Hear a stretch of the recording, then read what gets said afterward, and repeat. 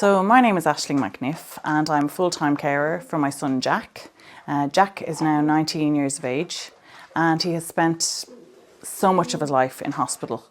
And I'm here today just to talk about the upcoming budget and why Children in Hospital Ireland and families like ours are seeking a payment for families with long-term children in hospital and for frequent flyers basically like Jack who may spend a few weeks here, a few weeks there, or a few months here, a few months there in hospital, and how the families still have to pay their bills at home and pay for non-medical payments like family accommodation, say parent accommodation in Crumlin Hospital, or they have to pay for parking, for extra diesel, and just all those other bills that come on top of their usual household bills.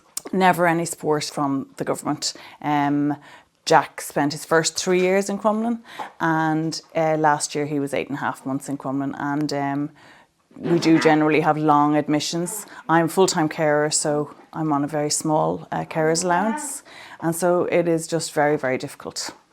In all the years that I'm caring for Jack, which is 19 years, I've always managed to make ends meet. Now it's been very tight, but last year was very tough, and with the cost of living crisis and all the bills getting higher and higher, I had to actually seek help from 2 charities, and they did assist us, and I'm so grateful and it's so humbling, but I feel like it's not something that families should have to do.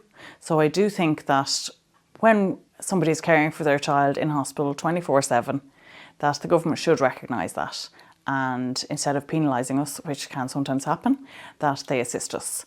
I'm a lone carer, and for lone carers it is pretty tough. Carer's allowance is not a lot, and so it's just something that we all need so we can continue to care for ourselves and for our children. There are so many families, especially children like Jack, who have additional needs.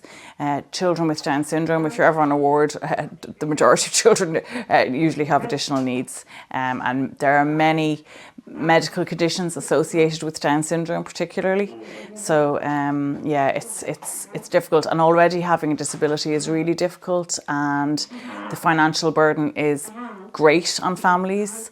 And it's greater on families with children with disabilities than it is on children with neurotypical children.